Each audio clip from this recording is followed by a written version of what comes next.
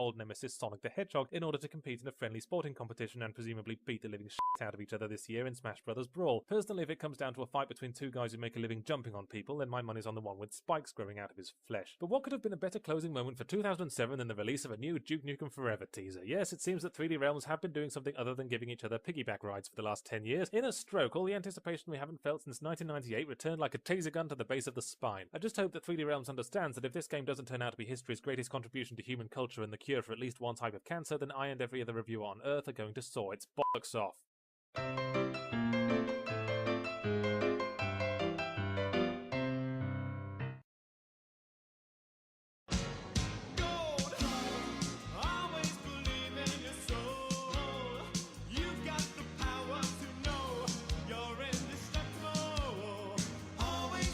There are games for all kinds of people. There are games for rappers and games for graffiti artists and games for people who feel up girls on Japanese subway trains, but there have never been any decent games for white supremacists. That is until Uncharted, Drake's Fortune, a rip-snorting adventure in which a waspish manly man runs around slaughtering everyone who had the poor judgment to not be born white. Okay, maybe I'm making too much of a big deal of this, but I'm not kidding when I say that every single minority on Earth is represented in the ranks of Uncharted's bad guys, a stream of assorted blacks, Asians and Latinos brought together by their mutual desire to kill Whitey. This is with the exception of the very British main villain, but he gets arbitrarily killed off about 10 minutes before the end in favour of a more ethnic final boss. Sorry to spoil that for you, but I assumed you could predict a plot point like the bad guy dies. But like George W. Bush, let's forget about the well-being of non-Caucasians and put on our reviewing pants. Uncharted has its sights very firmly on the notion of cinematic gaming and plays like a Hollywood movie, specifically the Hollywood movie National Treasure, with a big scoop of Raiders of the Lost Ark mixed in. You play Nathan Indiana Jones as written by Joss Whedon Drake as he scavenger hunts for the inevitable lost golden treasure in the standard exotic locales while being aided by the troublesome initially hostile blonde love interest and the elderly mentor type figure who might as well wear a t-shirt saying "I will die or turn evil." Before I twist the hatred valve, I just want to say that the water effects in this game are really good. Water pouring from pipes actually shimmers like real water does, and the main character's got this shirt that looks realistically wet after you've been swimming, but what's cool is that it will only be partly wet if it was only partly immersed in the water, and, well, I think it's interesting,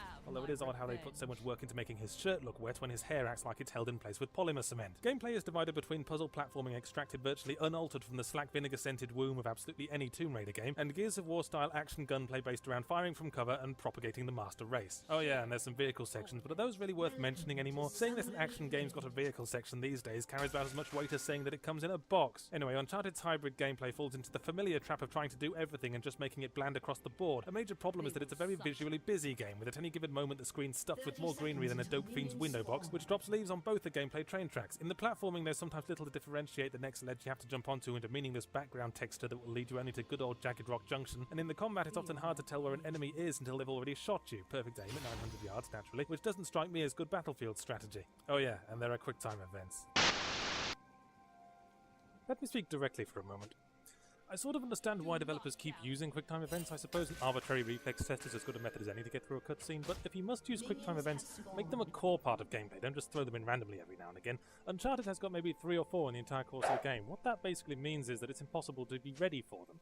QuickTime events are fine if it's reasonably possible to get through them on the first go, but otherwise they're just irritating. Jericho did this as well. I know I can't stop developers using QuickTime events, but you can stop doing this at least.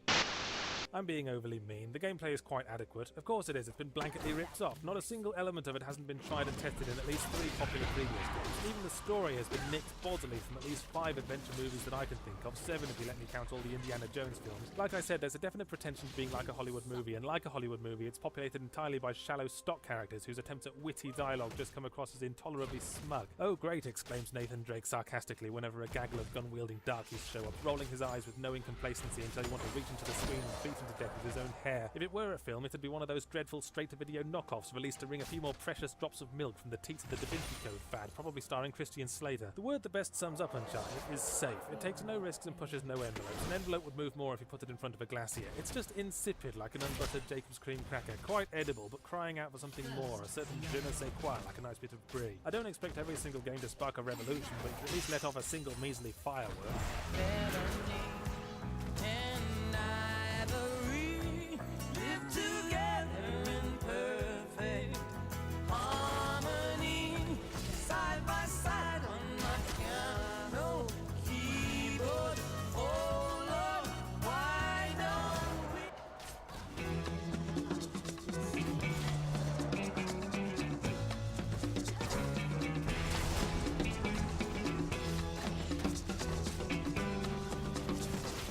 very narrow-minded of me to say that all Japanese cartoons suck. That's like saying that all glam rockers are paedophiles. The fact is that there's bound to be at least one thing to your taste in all the different varieties of anime, whether you're into samurais or giant robots or serials about awkward young men very pointedly not having sex with a selection of eager women. But it would be fair to say that there are certain popular trends in anime that tend to set off my cynicism alert. I would list them, but thanks to Capcom I don't have to. Now I can just point at Devil May Cry 4 and say pretty much that. Now don't get me wrong, I'm not some spectacle adjusting model railroad enthusiast who cannot function without absolute realism at all times. Leaping 8 times your own height, swinging swords the size of small cars around, and deflecting bullets with other bullets are all fine with me as long as it's entertaining. I'll even accept that getting a 7-foot katana jammed through your torso is totally survivable, if a bit homoerotic. A game starts whittling on my chips, however, when it populates itself with smug, self-satisfied dick spurts and starts neglecting gameplay because it's too busy letting them swagger invincibly about until I want to flatten their androgynous faces with a kayak paddle. Allow me to expand. The abominably lengthy intro cinematic contained a total of 3 high-energy bombastic fight sequences, and my entire contribution to them was to sit on my arse taking a drink every time someone defied the laws of physics. There was no reason why these fights couldn't have been playable, but the game seemed afraid that I would cramp its style. It's like Devil May Cry 4 invited me out to a bar and left me alone in the corner nursing a strongbow while he busily tore up the dance floor with a giggling society girl. Eventually she was called away by her cackling friends and he came back to our table with fresh drinks and apologies, but I won't forget this betrayal, oh no. Capcom seemed to be pulling the Hideo Kojima gambit with this installment, wherein the beloved established character is supplanted for most of the game by a whinging pubescent successor whose motivation can best be summarised as pussy whip. It seems, however, that after all the hilarious fanboy rage that Metal Gear Solid 2 wielded, Capcom are trying to pull the wool over our eyes by making the new character, Nero,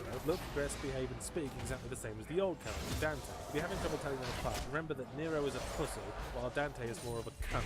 Anyway, if you want to know the story, Nero spends most of the game chasing his cardboard cutout love interest, while Dante concentrates on wearing too many beds. Devil May Cry 4 is a game that really makes me want to hate it, since everything about it is as aggressively juvenile as a 12-year-old on pixie sticks. But there's really nothing wrong with the core combat gameplay. It's as obsessed with style as everything else, but building combos is fairly intuitive, and if you seriously don't find something entertaining about launching an enemy into the air and keeping him afloat with a cushion of bullets, then it's time to reassess your standards. With the lone shiny gold star I stick on for the combat is almost immediately torn off for some truly obnoxious level design. Jumping puzzles, fine. Timed jumping puzzles, fair enough. Timed jumping puzzles with fixed cameras. Now we've dropped into the ocean of shittiness. But then they hit us with a timed jumping puzzle with a fixed camera where enemies spawn in every time you fail. And now the ocean of shittiness has closed in over our heads with no rescue boat in sight. Breathlessly intense punch-ups aside, Devil May Cry 4 strikes me as a rather lazy game. Several moments come across as artificially lengthened, like what my spam mail seems to think I should be. Take the recurring board game segment. There are certain rooms throughout the game which for some demented reason you're not allowed to leave until you've thrown a big spiky dice a sufficient amount of time to make a big representation of yourself move across a bunch of squares. There's only one path, so there's bugger all strategy involved. It's just pointless delays, like a hallway full of balloons. After the first time it happened, I assumed it was just some idea that the lead designer's girlfriend had that he'd agreed to put in for the sake of his sex life and we'd never see it again. But then for the entire last hour or so of gameplay, it came back, bigger and more of an embuggerance than ever. This led me to deduce that the developers genuinely thought that it wasn't terrible game design, and that in turn led me to deduce that the developers were all pillars. Not that there was any shortage of evidence to that effect. Virtually the entire midpoint onwards consists of revisiting all the previous levels in reverse order. This was a bad idea in Silent Hill 4, and time has not sweetened it. Considering how short the game is anyway, I can't help wondering if this is some kind of cry for help. Please go to Devil May Cry team. Please stop buying these games so we can do something else. We have totally run out of ideas. I spent the last 6 months rendering the glisten playing off the greasy exposed breasts of some athletic hip-hopping sluts, and now I want to kill myself. Let's face uncomfortable facts, shall we? No series on any form of media has ever still been good after being shaken down for sequels, with the possible exception of the Back to the Future movies. Devil May Cry 4 is the agonised grackle squawk of a series being put through the ringer, utterly submitted now to the fanboys and the weird girls who write erotic crossover fanfiction and smell like old meat. The combat is all I can recommend, but it's hardly worth buying for that. You could probably replicate it by putting a wasp next to a spider, playing some Slipknot in the background and pouring red and green gummy bears on whoever wins.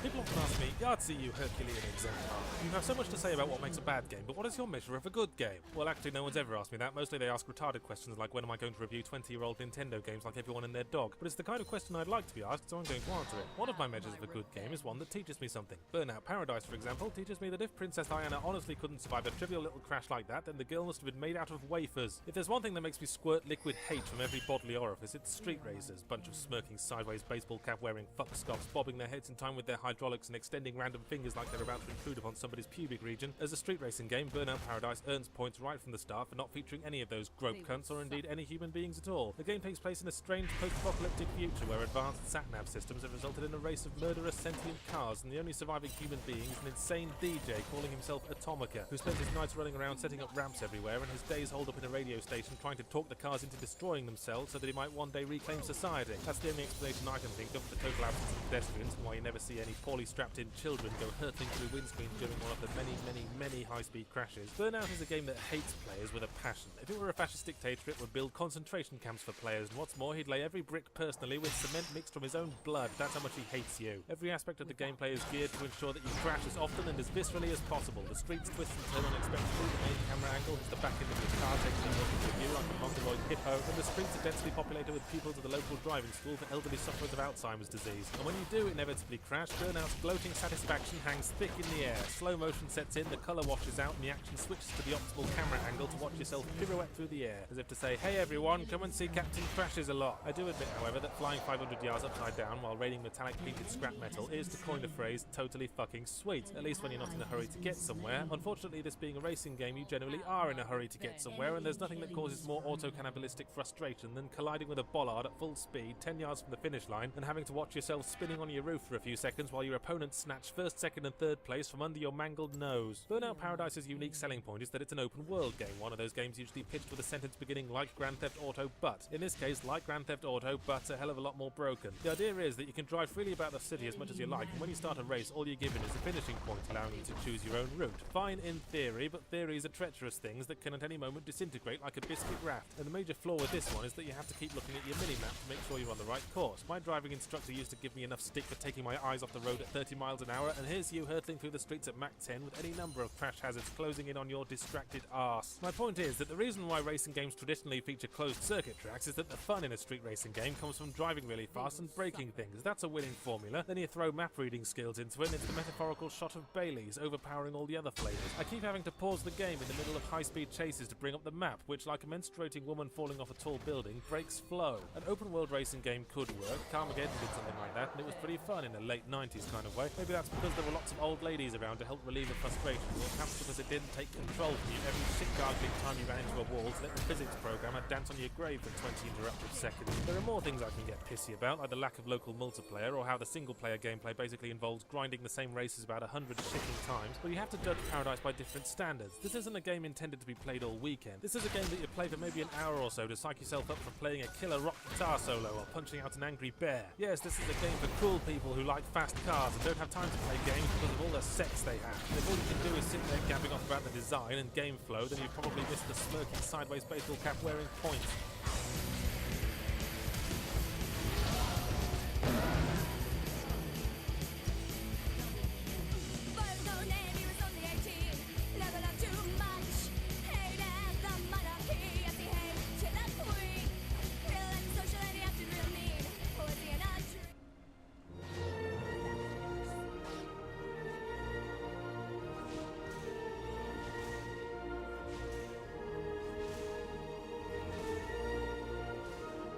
Australia, as most intelligent people know, is populated by the descendants of convicts sentenced to exile for cutting purses and throats on the streets of London town. As for the people whose purses and throats were cut, their descendants all now work in the games industry and conspire to continue the punishment of Australians by stapling an arbitrary number of months onto every single motherfucking release date. So while we're waiting for stuff like No More Heroes or Rock Band to finally deign to show their faces down here, let's take out our frustrations on some shitty dinosaur game. I'm actually rather glad that a really unequivocally bad FPS has been shat out in front of me, because there are a lot of problems with first-person shooters these days, and Turok plays like an itemised list of them. So rather than do what I usually do, i.e. crucify the game with big blunt rusty nails shaped like penises, let's instead use Turok as an example to go through a few of the mistakes first-person shooters keep persistently making. Perhaps I could persuade developers to stop making them, and maybe I could persuade the tide to turn back and ride a winged marshmallow to the Sherbert Kingdom. 1.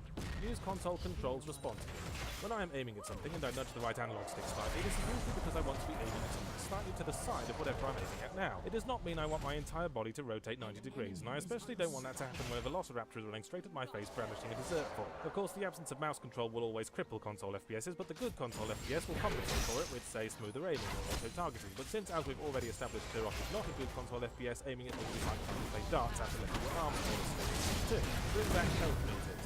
I don't know when the games industry in general fell out with health meters. Maybe someone threw a big party for video game interfaces and Mr. Health Meter got drunk and acted like a tit, so now everyone shuns him. Whatever, games just don't have health meters anymore. When you're hurt, you just heal up by sitting in the corner sucking your thumb for a few seconds, which makes things a little patronisingly simple, but it's very accommodating towards players who happen to be the 3-year-old children of syphilitic lepers. What's so bad about health meters anyway? Okay, they're not called realistic, but I kind of thought we'd abandoned realism around the time Space Marines were stabbing dinosaurs on the planet Zog. 3. Give grenades halfway decent splash damage.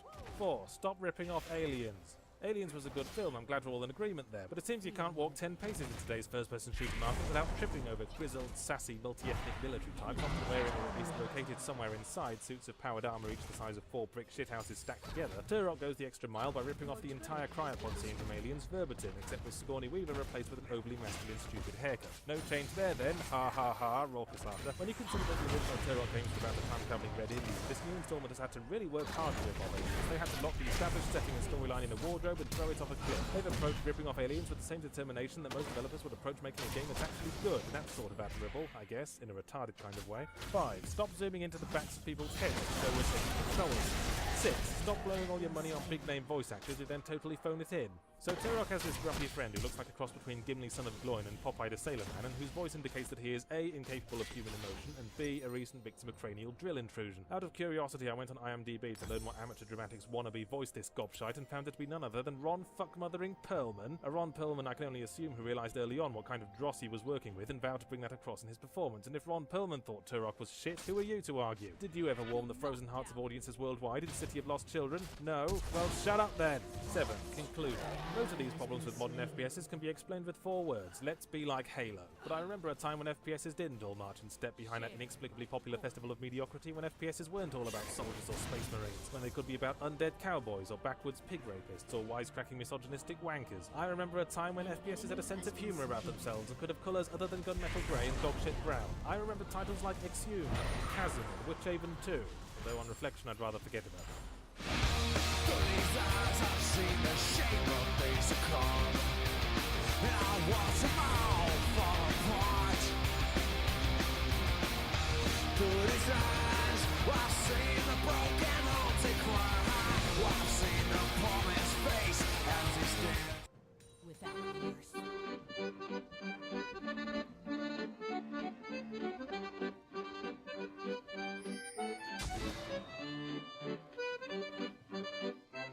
Long ago, in the mists of time, when main characters didn't need to have biceps bigger than their faces, and when bump mapping was just something cartographers did to their wives, there lived adventure games. This shy, thoughtful tribe was known for its great storytelling tradition and ruled the great PC gaming planes for many years before mysteriously dying out around the onset of the Quake era. Some blame the aggressive expansion of neighbouring first-person shooter tribes. Personally, I think it's more to do with the fact that most of them were shit. Most of your average adventure game experience was spent casting a truckload of miscellaneous knickknacks around, patiently rubbing them all one by one against everything else, and then hopping onto the train of logic unique to the game's design. For every decent adventure game like Monkey Island or Grim Fandango, there were 5 excess baggage vests driven by moon logic, funnily enough all designed by Roberto Williams. So the genre pop is only to a different lot. Not that adventure game fans have ever been able to accept that. Attempts are constantly made to revive the genre by jumping on its gas-bloated stomach, but this rarely causes more than the feeble squirt of pungent fluids from one of the less wholesome orifices. Now it's Capcom's turn to take a wholehearted two-footed bounce on that poor defiled body with Zack and Wiki, an adventure game from Wii featuring Western-style point-and-click controls and inventory puzzles, but that's where the entire ends. If you find the Japanese offensive, then you'll find this game offensively Japanese. The main characters are a brash youth with no voice and stupid hair and his aggressively cute monkey friend voiced by some painfully shrill harpy thing.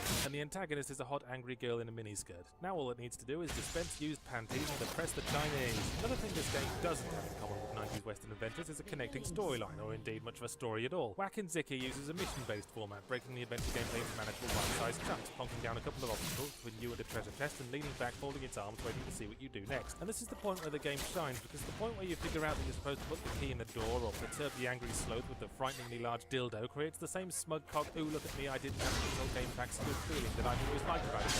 And the fact that there are only a handful of inventory items that you use repeatedly rather than a billion, each with one und precisely one application, removes one of the major things I don't like about adventure games. But then of course Zim and Spacky breaks the cardinal sin by making it possible to die, not just as a result of insisting on clicking on a grizzly bear 6 times, often without warning, as a consequence of simple curiosity, or in some cases just letting you mind wander for a few seconds too long. And if you do die, you have to go buggering right back to the start of the mission, meaning you have to repeat all the spastic Wiimote flailing you've had to do to get to where you were. Which links me neatly to my next paragraph. Once again, the Wii proves itself some kind of patron deity of gimmicky, pointless bullshit. Every time you use a tool or item, you have to make an equivalent gesture with the Wiimote, but half the time the movement of the on-screen tool bears only rudimentary similarities to the gesture you're expected to make. The one that sticks out in my mind is when I was expected to turn a big horizontal wheel, and none of the movements that seemed obvious caused the damn thing to budge an inch, so I ended up randomly waving the Wiimote around like it was an uppity bat, trying to find out through trial and error which of the many possible movements the game was thinking of. I would say that I'd have preferred the game to not showcase the Wii's exotic abilities, but I'm pretty sure that was the whole idea. Come to think of it, Wank and Sticky is a game with a lot of needless attachments, like the fact you can buy hints, totally useless while the internet still exists, or the practice of awarding points based on how quickly you solve puzzles, which I frequently took personally. But if you complain about unnecessary additions, you're just being a tosser. It's like complaining about, say, a perfectly good hot dog because the vendor is the box you strangle. You can still enjoy the hot dog and just try not to make out.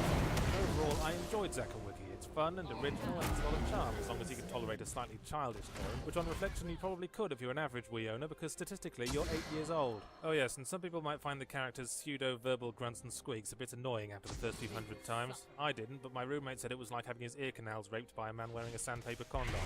Not to knows exactly what, obviously. You can put me out on the street.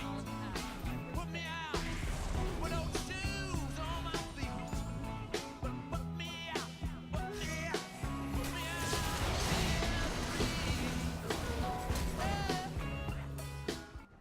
Two little boys had two little toys.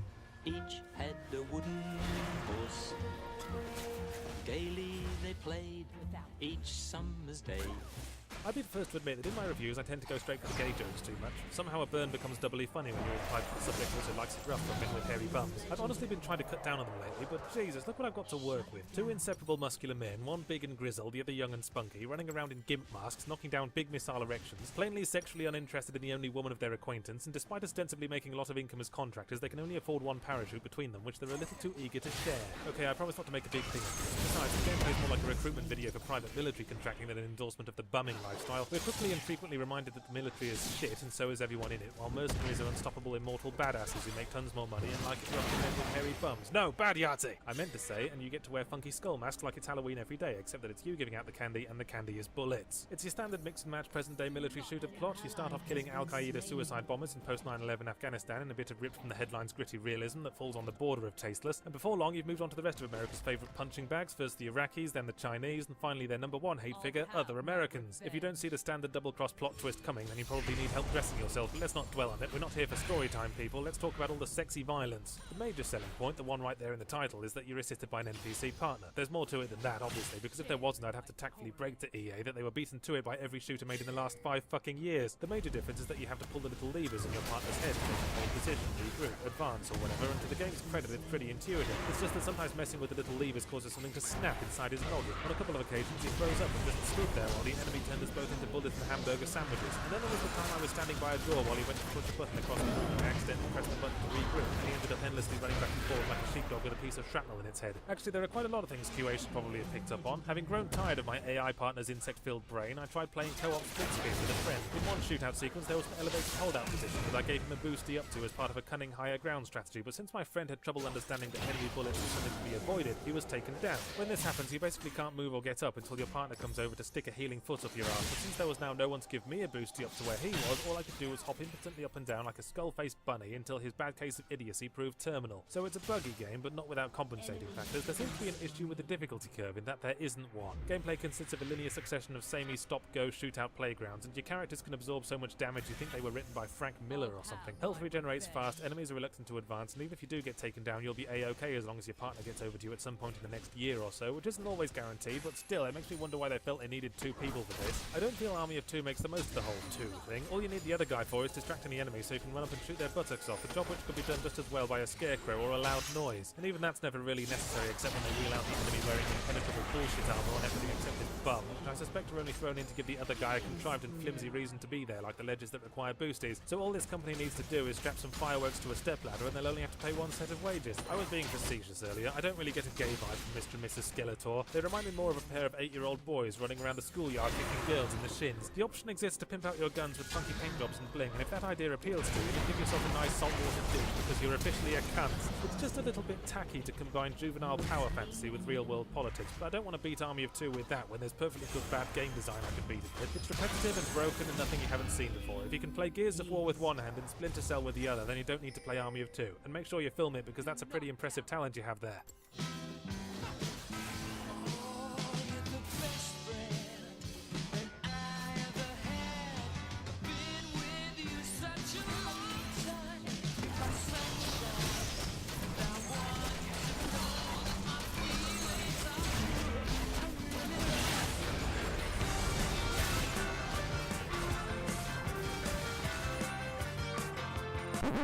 No, that's a bit too obvious. No More Heroes is a Japanese game based around Jedi lightsaber fighting and starring as the main character a hopeless pop culture obsessed social reject who spends most of his time whining, getting strung along by women and being a generally unlikable fuckbend. So at least you can't fault it for understanding its audience, predictable joke. The game is brought to us by Suda51, the 51st result of an illegal Japanese cloning experiment to create the world's most auteur game designer, Sudas 1 through 50 having perished after their minds failed to absorb the necessary level of pretentiousness. His last game was Killer 7, and let's get one thing straight, I fucking loved Killer 7. There we were, living our great predictable lives, playing our great predictable games, when along came Killer 7 in a Technicolor Dreamcoat, leaving slightly perplexed joy in the wake of its huge motorbike, showing exactly what could be done when you flaunt all established convention and just start exploring what can really be done with gaming as an art form. I still don't know how to classify it. Puzzle, action, adventure, rail shooter? Well, whatever it was a preciously unique, amusing cartoon whale in an ocean of second-hand bong water. Now we have No More Heroes, Grand Theft Auto clone. Shine on, you crazy diamond, said Yahtzee, his voice thick like sarcastic Marmite. Well, that's a bit uncalled for. The experience is still as off the beaten track as I've come to expect. You played Travis Touchdown, the aforementioned specky narcissistic weirdo, characterized just a little bit uncomfortably close to home, who buys a lightsaber and vows to become the greatest assassin in the world. It is when you buy a barbecue, you throw a lot of parties for a while to fool yourself into thinking it wasn't a waste of money. To achieve his aim, he has to slice his way through 10 colourful boss characters in a trippy, ultra-violent, yellow submarine-esque odyssey through social satire, riding his bike, playing with his kitten, and buying trendy clothes in an optional side quest that looks as much like an absolute bel air as possible. The open world aspect is illusion. The game is essentially linear, not that there's anything wrong with that. There is, however, something wrong with repetition. After you kill a ranked assassin, you go out into the city to grind yourself retarded. To proceed, you have to cough up a sum roughly equivalent to the street value of 3 human lungs, so first you take a low-paying part-time job which unlocks some higher-paying assassination submissions, there being lots of overlap in the industries of litter-picking and professional murder. Next, you're dropped into a room with 50 of the same mouthy big girls' blouses you fight absolutely bloody everywhere and get handed a big bag of money once they're all raining down upon the landscape in a million overconfident bits. Funnily enough, my favourite part of the between-mission rigmarole is the menial part-time job at the start. Each time there's a different clever little minigame that tries to make the most of the weak controls. If they were higher paid, you'd probably chuck the assassination schemes altogether, which would be something up as mash A into a board, then mash B for a bit instead. Actually, the sword fighting is pretty fun, as it's fucking better to be considering the amount that we have to do. But there's one aspect of it that makes me want to slap Suda51 until his eyeballs switch places, and that's the fact that after killing an enemy, Travis has a random chance of screaming out the name of one of his favourite puddings and gaining superpowers for a bit. And when you put random chance into combat mechanics, all strategy has been thrown out the window, then scraped off the ground and used to blast. And then Sod's Law ensures the enemy who finally gives you a superpower will inevitably be the last one in the room, leaving Travis running around with glowing tractable glee hair for 10 seconds, seriously menacing the walls. The actual gameplay of the ranking boss fights usually boils down to wait for them to attack, block or dodge it, then bitch slap them a few times while they scratch their heads like silly chimps. The awkward thing about No More Heroes, or at least about reviewing it, is that like Killer 7, it's intended to be satirical, and when there are problems with the gameplay, I'm worried that it was intended to be that way as a satire of video games. And if I were to call it out on that, then I'd lose my credibility with the cool alternative crowd. But then I remember that any game designer who sacrifices fun to make an artistic statement is obviously stuck so far up his own arse that he's in danger of choking on his own head. Enough ragging, because in spite of the last 8 paragraphs of petulant bird-like warbling, I enjoyed No More Heroes a lot. The unpredictable story and quirky aesthetic kept me fascinated enough to keep ploughing through it just to see what happened next. So I'll say the same thing about No More Heroes that I say about Killer 7 and Earthbound and Branston Pickle. As flawed as it is, get it anyway, because you will never experience anything else like it. God knows what would happen if you spread Branston Pickle onto No More Heroes. Possibly the universe would end, and it would be awesome.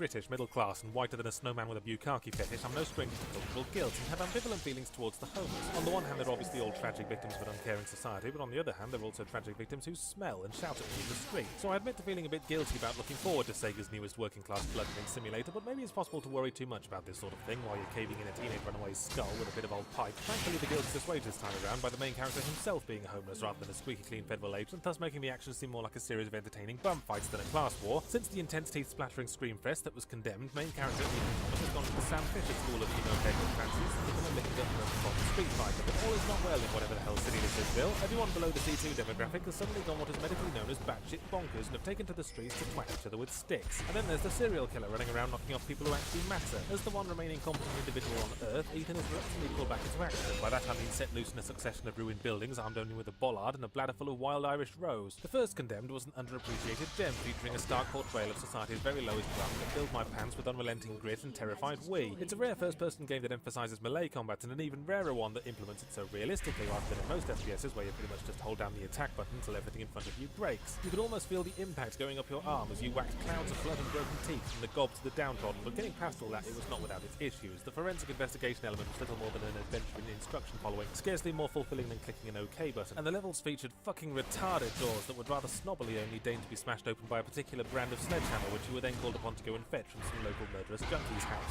Condemned 2 starts on a high note by throwing those dictatorial fetch quests into a bin on the dark side of Mars, and the note only gets higher because forensic investigation now takes you through challenging little quizzes. While they do demand that the player know slightly more than is reasonable about blood splatter pattern analysis, they're not punished too much for cocking them up. So if Condemned 2 brushes the 2 errant skills off the otherwise diligent and deprived Condemned 1, Condemned 2 must logically be a flawless related street, right? Wrong! And shut up. For a while I was seriously all set to name Condemned 2 as my game of the year. Right up until around the halfway point everything was slinky, forensics clever, combat visceral, atmosphere pants-wetting. But experience has taught me that while declaring a game shitty because of the first few hours is perfectly valid and completely professional, you should never assume that a good game will stay good. The first warning light flicked on a few hours in when the creepy doll robot suicide bombers showed up, but at that point I didn't think the worst, so the subtlety had been cut down a notch. I can dig it. The second warning light started blinking shortly afterwards in the museum level when I suddenly found myself swinging a broadsword at lads in full medieval armour, but hell, it was still reasonable. I'd hardly expect them to be hefty fire extinguishers when swords are available. The warning lights only went off like Blackpool Pleasure Beach when characters started bandying around the phrase ancient mystical cult because I realised I'd been through this before. Condemned 2 is a textbook victim of indigo prophecy syndrome. That's Fahrenheit syndrome in Europe. It's a disease that chiefly afflicts games with a grounding in reality but with a slight supernatural element with sequels at increased risk. The main and most obvious symptom of indigo prophecy syndrome is a plot which in the second half goes what is medically known as snooker loopy, with lesser symptoms including total abandonment of subtlety, the introduction of ancient mystical cults, and the main character pulling hitherto unknown superpowers out of their arse. There's a final boss sequence in Condemned 1 in which you run through a dark claustrophobic labyrinth with the serial killer in hot pursuit. It's really intense and genuinely terrifying, and part of what makes it so effective is that it takes place in a normal house, exactly like, oh say for example, yours, right down to the psychotic serial killer who lives under your bed and is standing behind you right now, but don't look because that'll really piss him off. Condemned 2, by contrast, ends on a stupid sci-fi tower thing resembling something the Combine would throw together if they were all drunk, and a piss-easy final boss fight which you win by shouting at him so loud his brain explodes. I wish I was fucking kidding. Condemned 2 had so much going for it, but as I played through it, all the things I liked dribbled away one by one. The forensic bits became less frequent and more insipid, the melee combat gave way to shooting and using your fucking retarded Dragon Ball Z Hadouken thing, and the story shits itself inside out. In Condemned 1, it's never explained why the homeless all went kill crazy, and the fact that it exacerbated the creepiness. In Condemned 2, it's explained on the first fucking level. Some prick nailed noisy hubcaps to the walls and keeping everyone away. Thanks, Condemned 2, I was almost getting intrigued. This isn't rocket science. Mysteries lose all their appeal the instant you explain them. This is why they never explained why Scully never got wrong with Mulder, besides the fact that he had a hardware cut out with a bag of sickness to it. Hit me with your rhythm stick. Hit me, hit me. Je t'adore, ich liebe dich. Hit me, hit me, hit me. Hit me with your rhythm stick. Hit me slowly, hit me quick. Hit me, hit me, hit me.